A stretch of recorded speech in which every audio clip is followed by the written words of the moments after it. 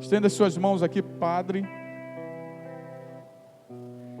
Senhor, nosso Deus e Pai, nós te agradecemos, Deus, pela vida deste teu servo, deste seu sacerdote. E te pedimos, Deus, que tudo aquilo que sair da boca dele, Senhor, nesta tarde, venha impactar os nossos corações.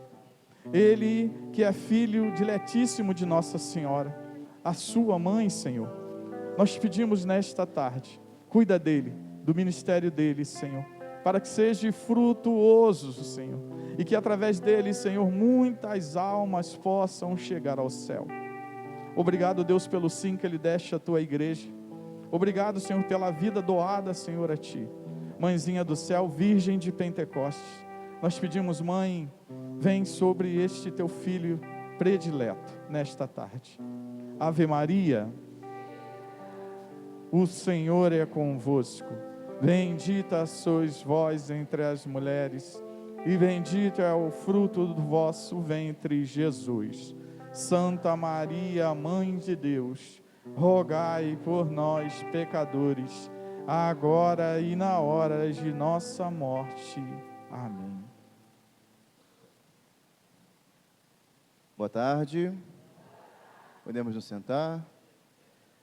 É uma alegria estar com vocês nessa tarde, nesse momento singelo, simples, porém profundo, de intimidade e clamor a Deus, de clamor ao seu divino Espírito. Esses momentos de tarde, de oração, é algo que Deus coloca no meu coração. Sempre tive vontade de fazer. Falei, quando eu tiver meu povo,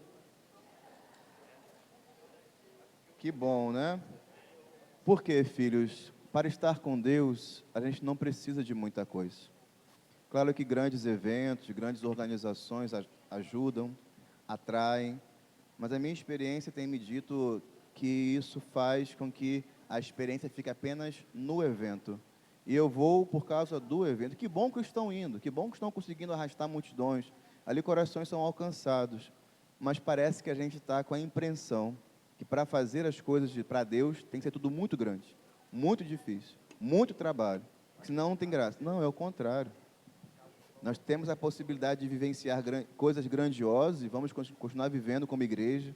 Maravilha. Mas entender que para estar com o Senhor, basta se colocar na presença dEle, para rezar, para clamar, para meditar, para fazer experiências com Deus.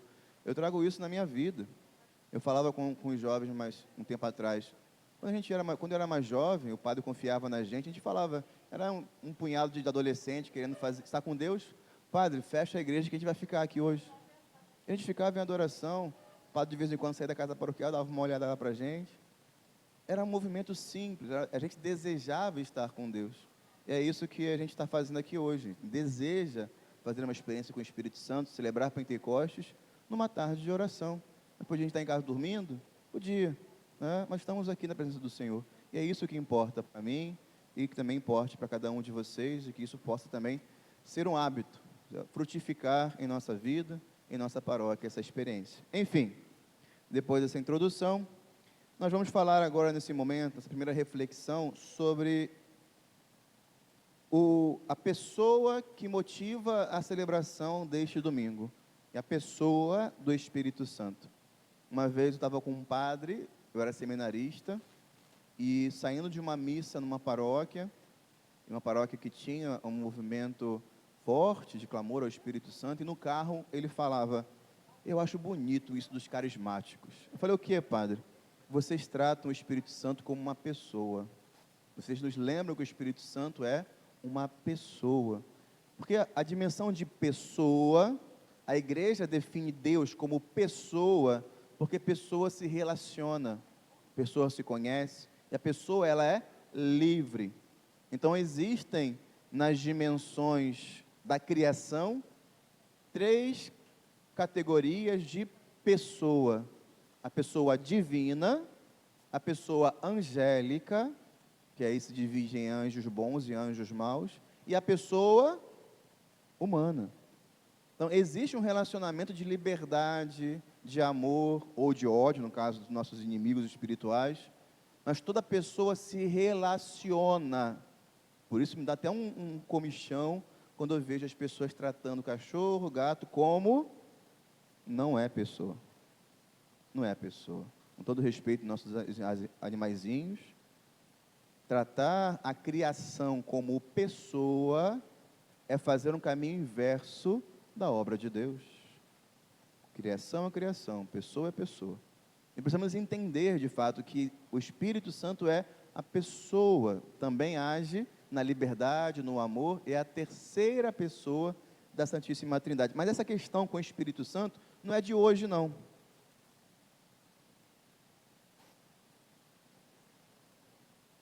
No capítulo 19 do Atos dos Apóstolos, versículo 1 em diante.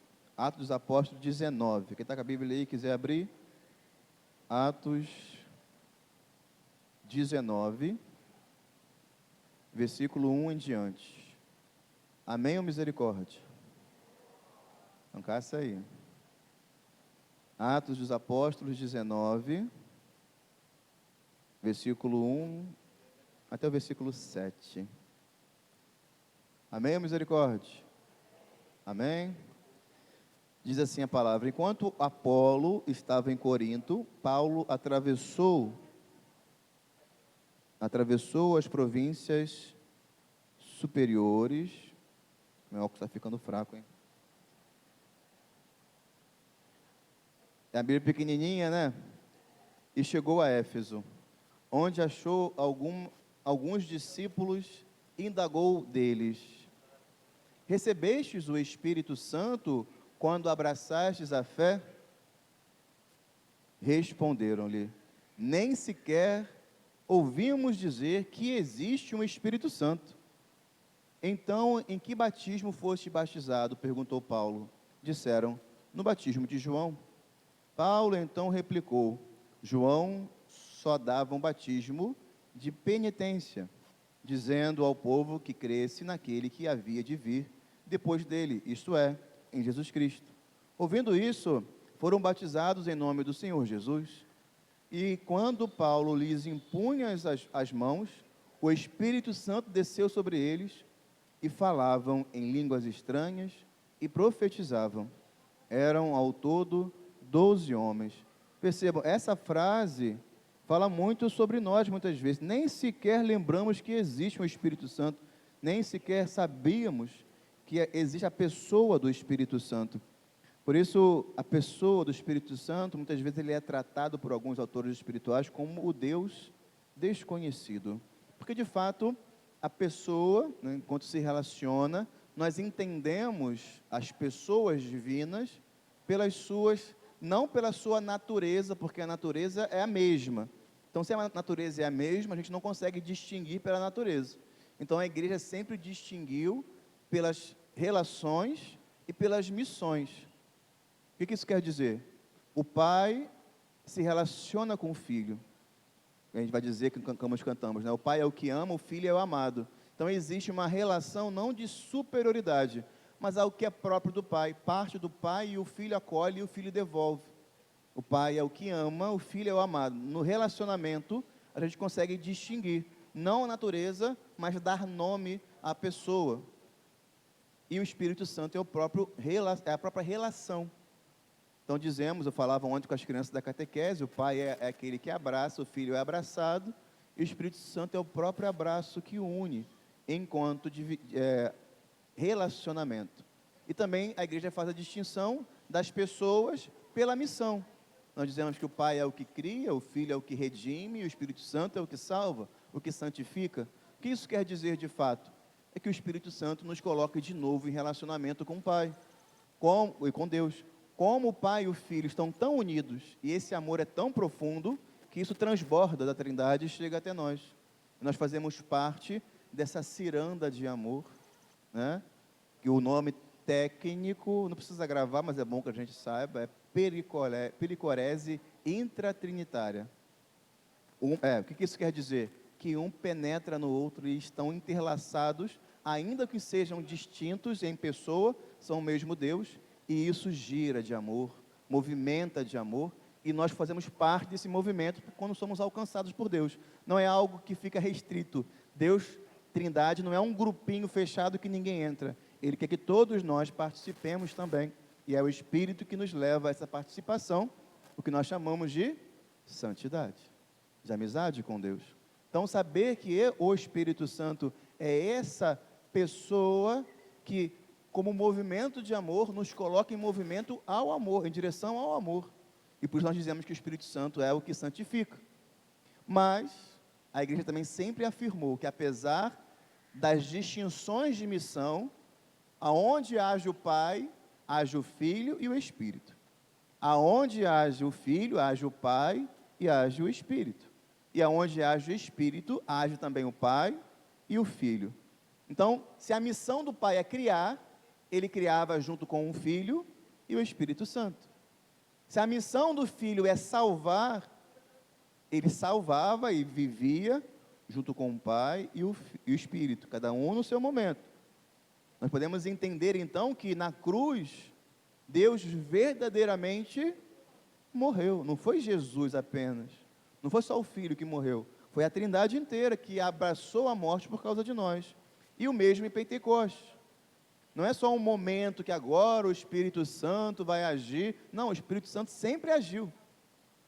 Nós podemos ver isso na palavra de Deus, quando diz no Gênesis que o Espírito de Deus parava sobre as águas, que Deus soprou com o seu Espírito divino na narina do homem enquanto ele é formado do barro.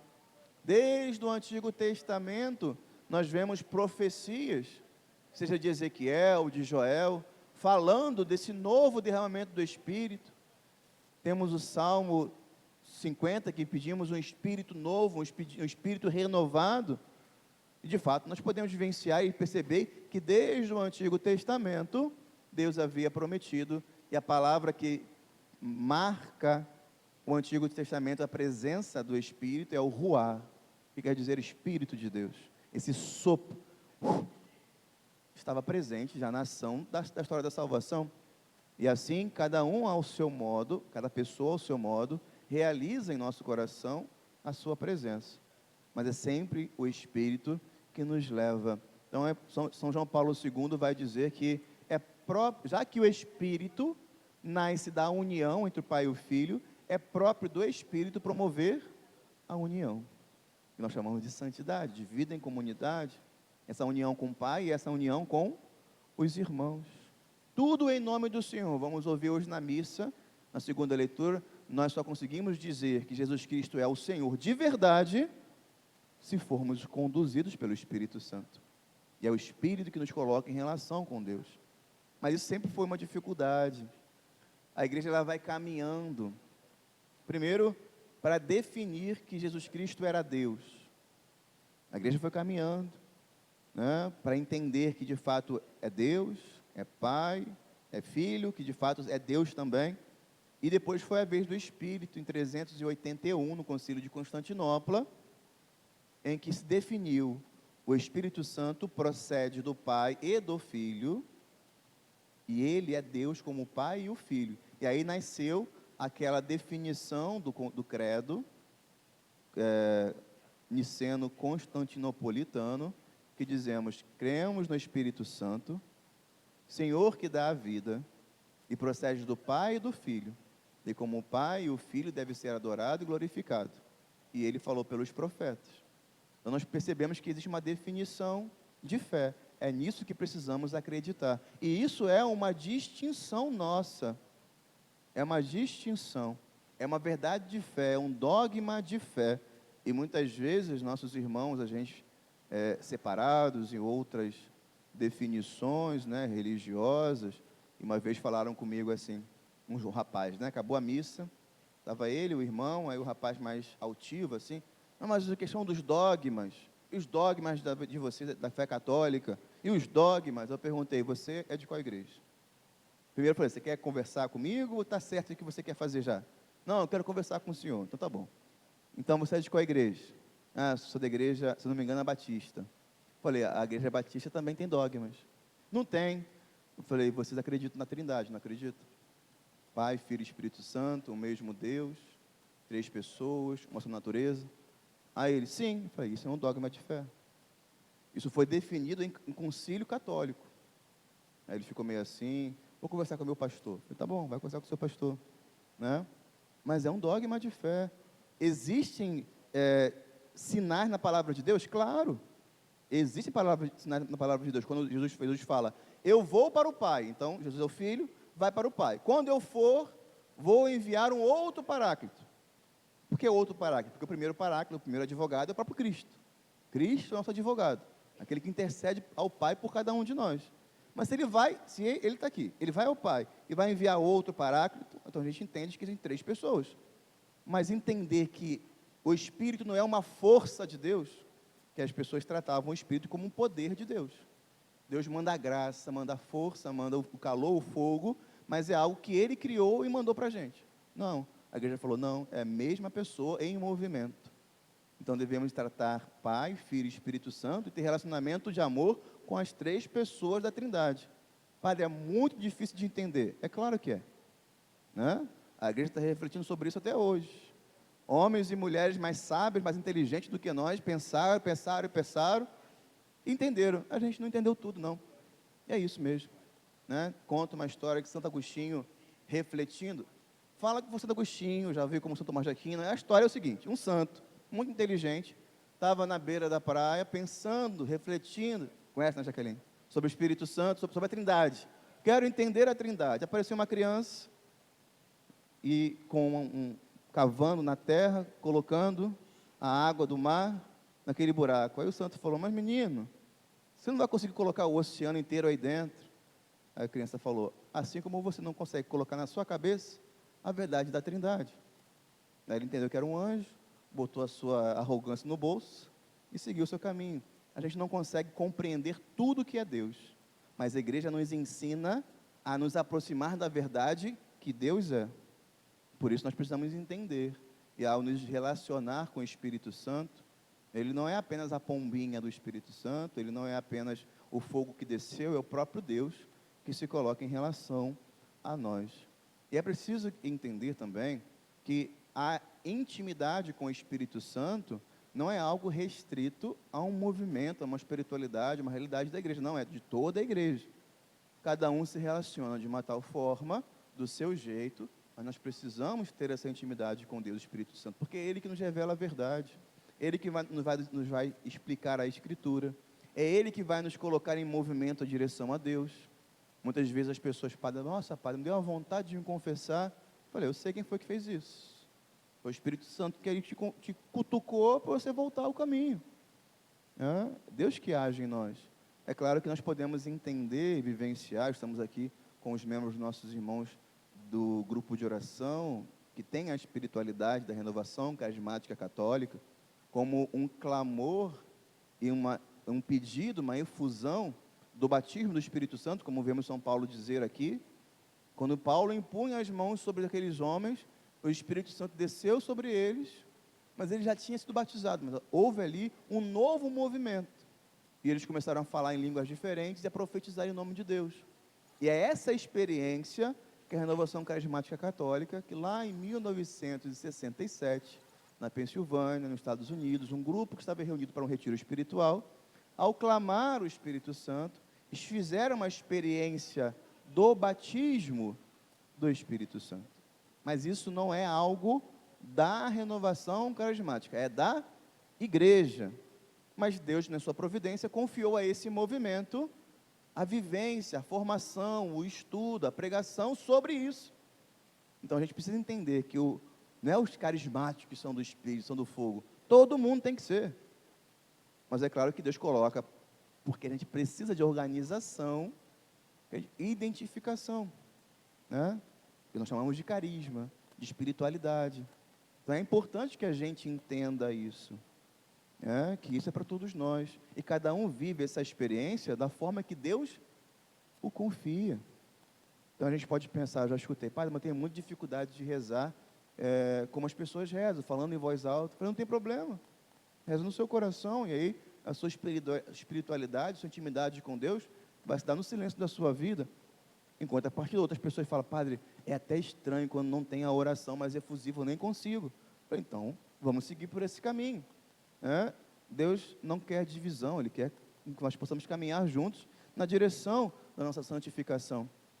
É claro que se Deus suscitou um movimento, uma espiritualidade, é para o bem da igreja.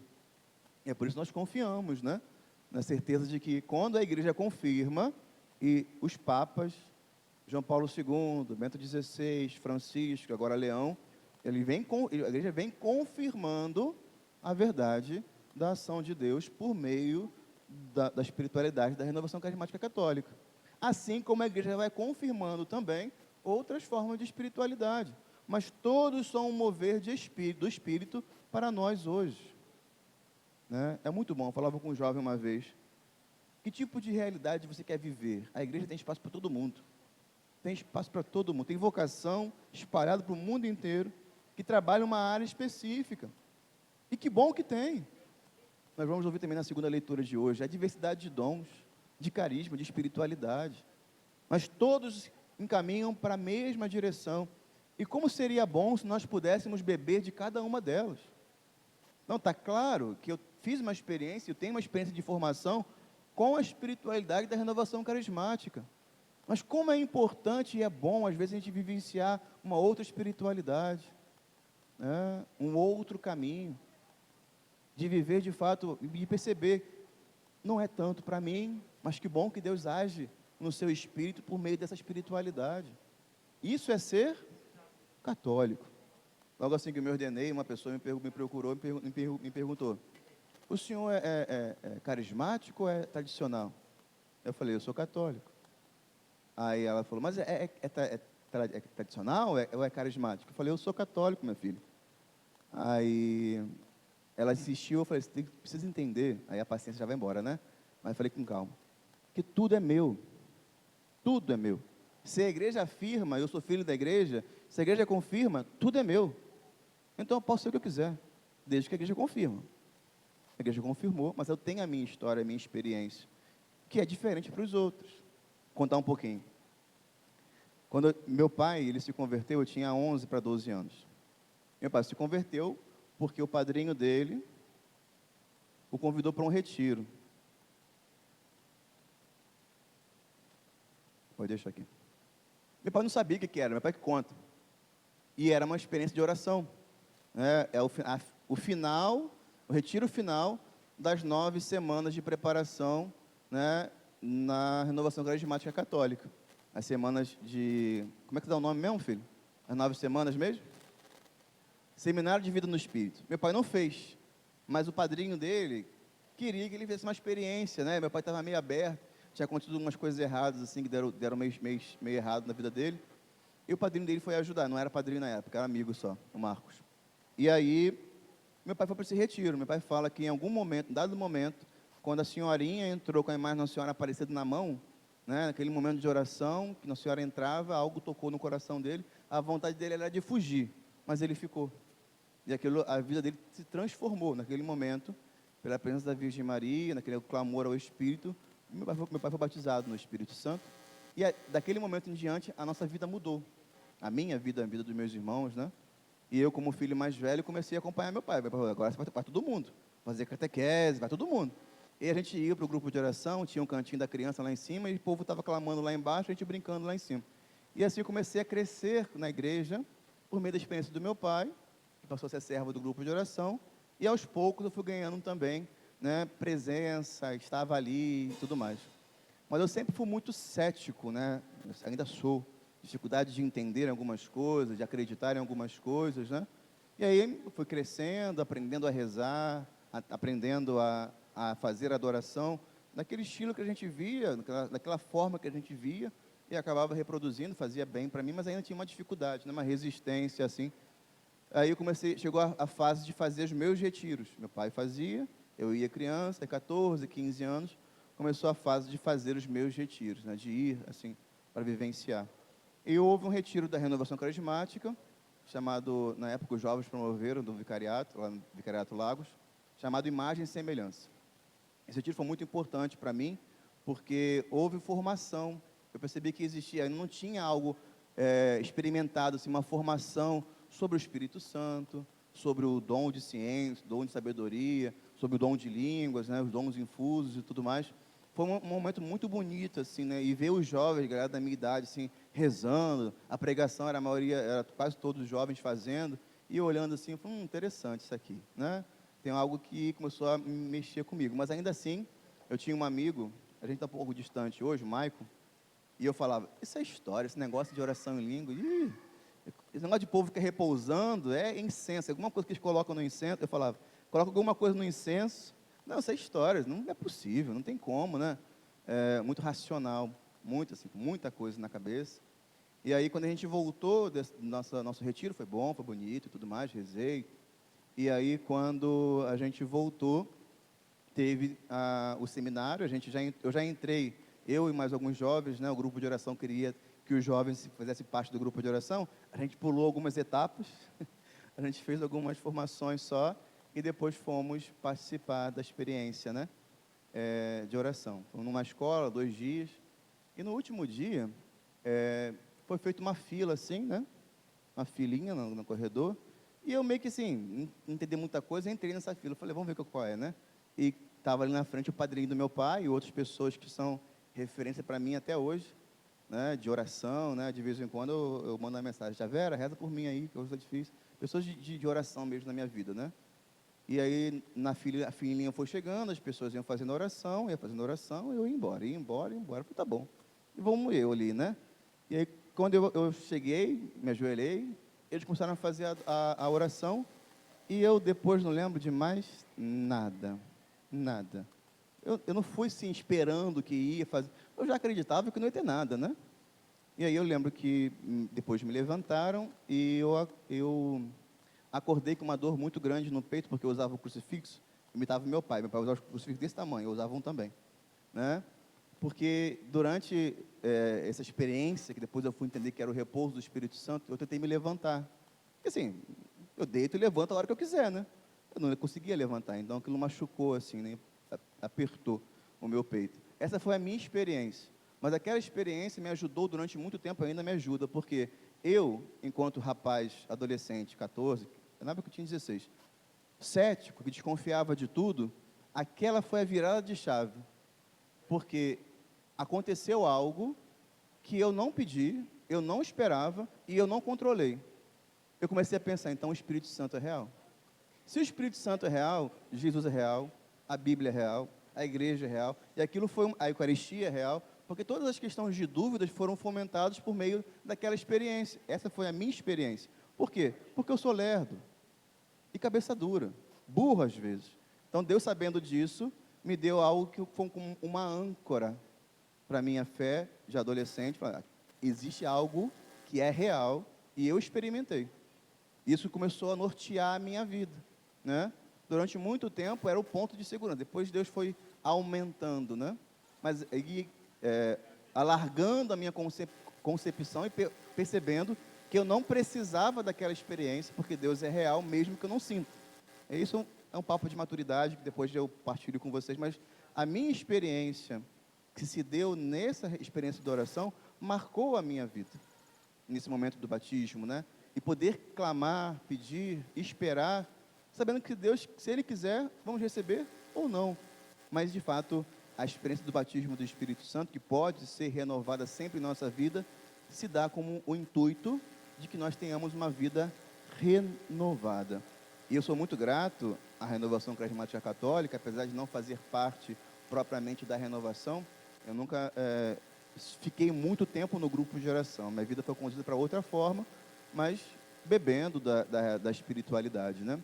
Fazer essa experiência de clamor e com o Espírito Santo toca quem eu sou como padre e a forma que eu conduzo a minha vocação está muito ligado a essa realidade. E entender que esse mover do Espírito é o que gera em nós um ardor verdadeiro, né? Que pode acontecer pelo grupo de oração? Pode. Mas pode acontecer através da adoração, através da meditação, da Legião de Maria, do apostolado de oração, da devoção a algum santo, né? Cada um de nós temos o nosso caminho, mas esse caminho deve nos transformar. E aí, mais para frente, eu fui escutando alguns testemunhos de padres, né? Porque a renovação carismática, quando chegou aqui no Brasil, né, década de 70, foi crescendo na década de 80, e aí na década de 90, com o padre Marcelo Rossi, Monsenhor Jonas Abib, e aquele fervor todo, gerou muita desconfiança. Quem é mais antigo de grupo de oração sabe. a desconfiança que tinha os padres. Por que esse povo que fica lá aí, chegando na minha igreja, não está entendendo nada? Alguns corações fechados, né? E uma vez eu escutei de um padre que tinha essa dificuldade, e ele falou: o que me convenceu que era de verdade, é porque aquele povo que estava lá pulando, batendo palma, cantando e rezando, era o povo que mais confessava. Era o povo que, quando pedia adoração, era o povo que ficava. Era o povo que lia a palavra, que se arrependia e vinha até mim. Era o povo que, quando fazia homilia, chegava: padre, que bom, o senhor falou isso, eu entendi isso, Deus confirmou aquilo no meu coração. E o padre falou: tem alguma coisa de verdade ali. Isso pode acontecer com a experiência do Espírito Santo na vida de cada um de nós. Porque o Espírito que age em mim é para que eu tenha uma vida transformada e possa gerar frutos para a igreja. E esse deve ser o desejo de todos nós. De, ao nos abrir ao Espírito, não ter medo do Espírito Santo, não ter medo do que Deus vai falar conosco, vai nos pedir, vai nos conduzir, porque se é Ele, né, e com discernimento, com sabedoria, com calma, com prudência, né, fazer a nossa vida se colocar em movimento a Deus, certo? E essa é a proposta também dessa tarde, estarmos aqui, de clamarmos também esse Espírito, de pedir que sejamos batizados também no Espírito Santo, cada um ao seu modo, da forma que Deus quer, da forma que Deus espera, né? Agora mesmo acabei de conduzir uma adoração no retiro da minha comunidade, no retiro de cura da comunidade Dom de Deus, e ao final vem uma moça chorando e rindo ao mesmo tempo. Padre, eu não sei o que está acontecendo. Eu falei: eu sei, né? Seu Espírito Santo agindo em você. Você quer conversar com alguém? Eu não posso conversar com a senhora agora, mas os irmãos estão ali para te atender, né? E é importante, inclusive, já falei isso com um grupo de oração. O mais importante é essa acolhida também, né? É algo que me marcava. Esse Marcos.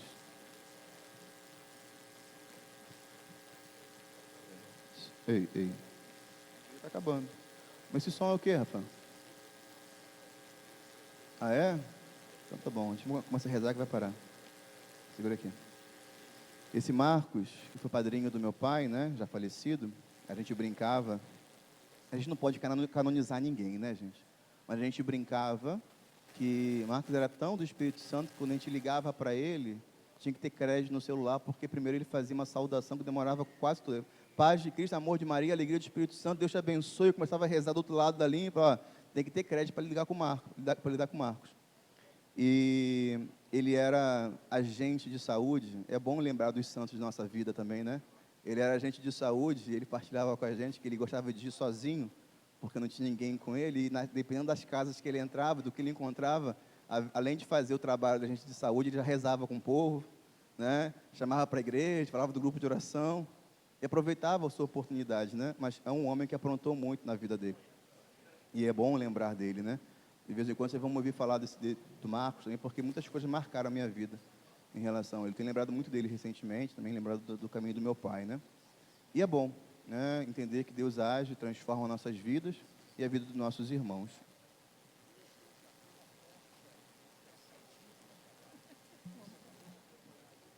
Vamos ver. Para finalizar a nossa formação, nossa primeira reflexão, né? Vamos ficar de pé. Na certeza de que, assim como na vida do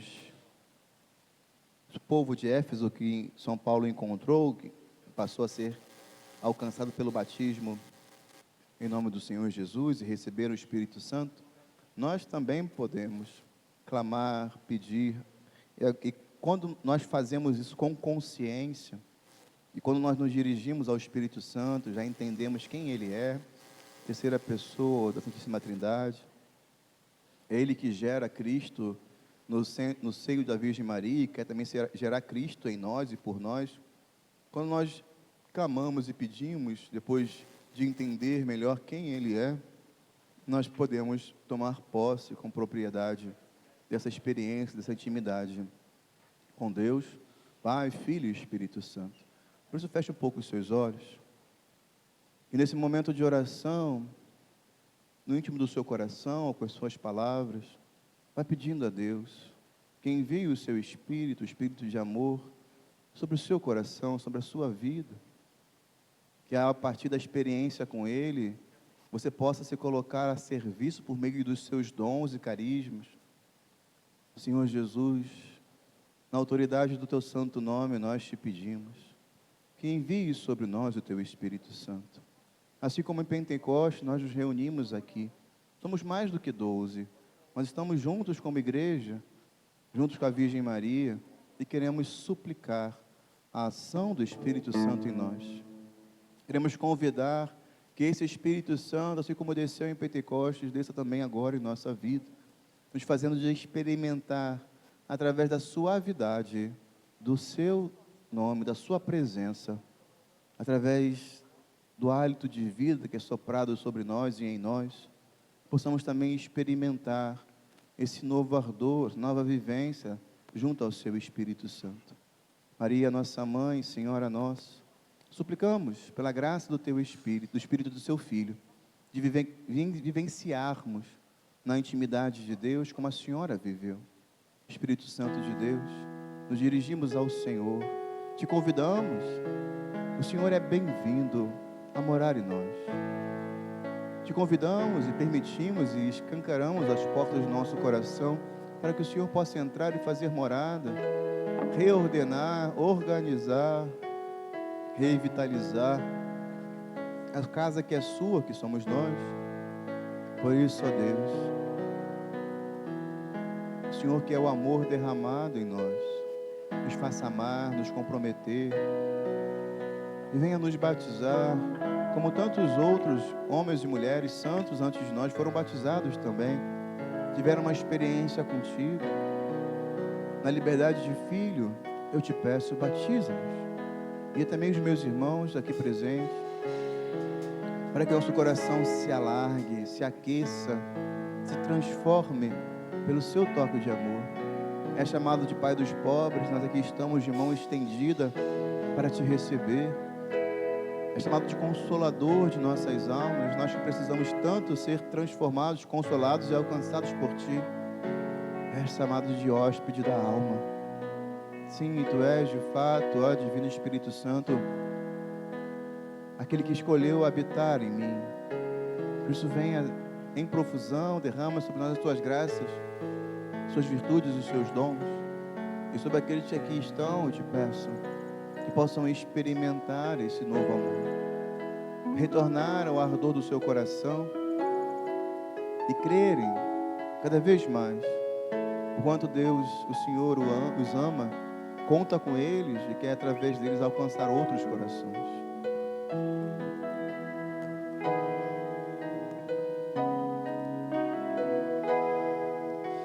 Assim como a corça suspira pelas águas, assim suspira minha alma, Espírito de Deus. Assim como a corça suspira pelas águas, assim suspira minha alma, Espírito de Deus. Oh, enche-me, Espírito, oh, enche-me, Espírito, oh, enche-me, Espírito de Deus. Oh, enche-me, Espírito, oh, enche-me, Espírito, oh, enche-me, Espírito de Deus. Te louvamos, Senhor, te bendizemos.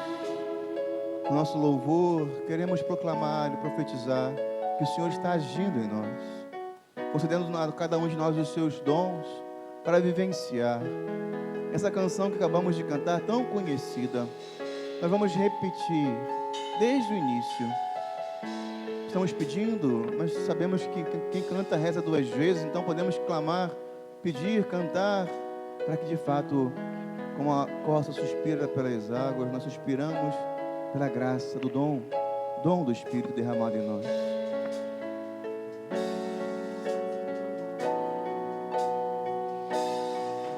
Assim como Você que sabe, vai cantando. suspira pelas águas, assim suspira minha alma, Espírito de Deus. Oh, enche-me, Espírito, oh, enche-me, Espírito, oh, enche-me, Espírito de Deus.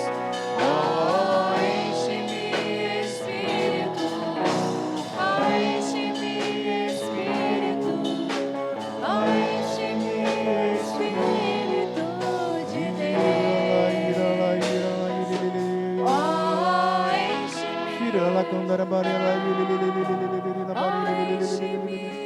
Ira la bara, ira bara, ore la kundara bara, shira la kundara bara, ira la bara, ira la bara, la bara,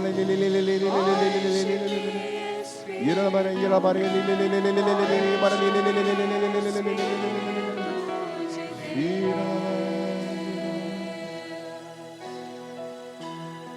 por meio da intercessão da Virgem Maria, Senhora de Pentecostes, Senhora de nossa vida e vocação, acolhemos a ação de Deus, que possamos nos comprometer a termos uma vida cada vez mais renovada, abrasada, aquecida pelo fogo do Espírito Santo. Ave Maria.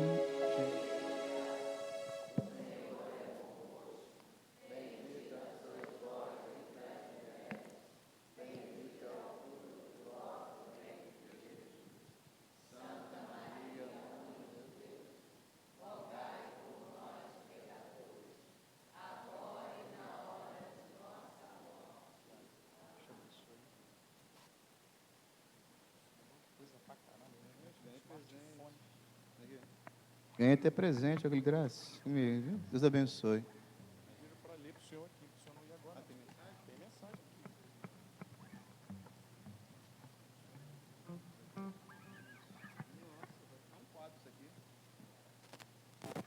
Querido Padre Gabriel Ramalho, em um só Espírito, todos nós fomos batizados para formar um só corpo. 1 Coríntios 12, 13.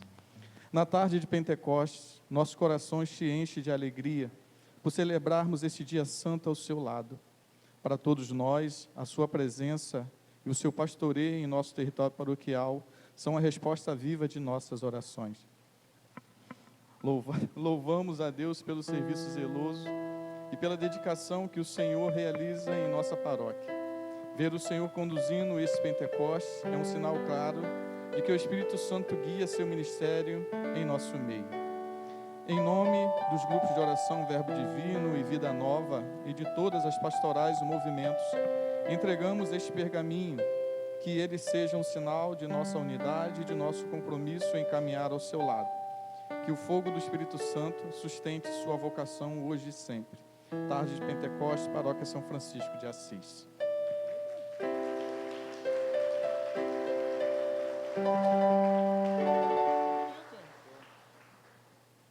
O que a IA não faz, né, gente? Que maravilha.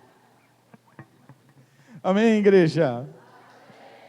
Uma salva de palmas para Jesus, que Ele merece.